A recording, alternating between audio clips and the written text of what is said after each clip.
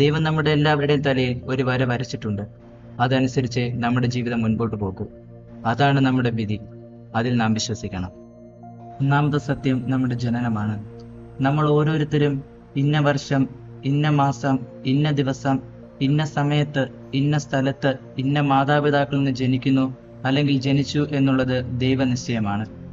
എന്നെ എന്തുകൊണ്ട് അംബാനിയുടെ മകനായി ജനിപ്പിച്ചില്ല എന്ന് പരാതിപ്പെടുവാൻ നമുക്ക് ആർക്കും അവകാശമില്ല. എന്നെ എന്തുകൊണ്ട് കൈയും കാലും ഇല്ലാത്തവനായി സൃഷ്ടിച്ചു എന്ന് പരാതിപ്പെടുവാൻ എനിക്ക് അവകാശമില്ല. കാരണം ഇതെന്റെ തലവരെയാണ്. ഇത് നാം സ്വീകരിക്കണം. രണ്ടാമത്തെ സത്യം നമ്മുടെ ജീവിതാന്തസ്സാണ്.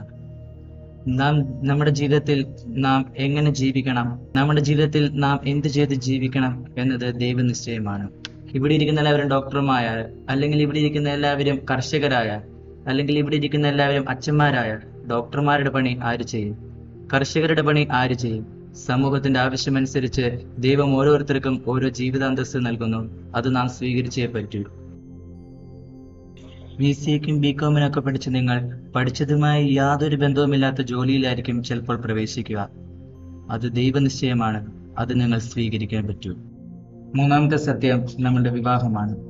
നമ്മുടെ ജീവിതസഖിയായി ആര് വരും, നാം ആരുടെ കൂടെ ജീവിക്കണം എന്നുള്ളത് ദൈവനിശ്ചയമാണ്. നമ്മൾ എത്ര ബലം പിടിച്ചാലും അവരുമായുള്ള വിവാഹമേ നടക്കൂ. പുരുഷന് ദൈവം ജന്മം നൽകുമ്പോൾ അവന് വേണ്ടിയുള്ള സ്ത്രീയെ ദൈവം എവിടെയെങ്കിലും കരുതിയിരിക്കും. ഈ അടുത്ത കാലത്ത് തിരുവനന്തപുരത്തുള്ള ഒരു പയ്യൻ കണ്ണൂരുള്ള ഒരു സ്ത്രീയെ വിവാഹം കഴിച്ചു.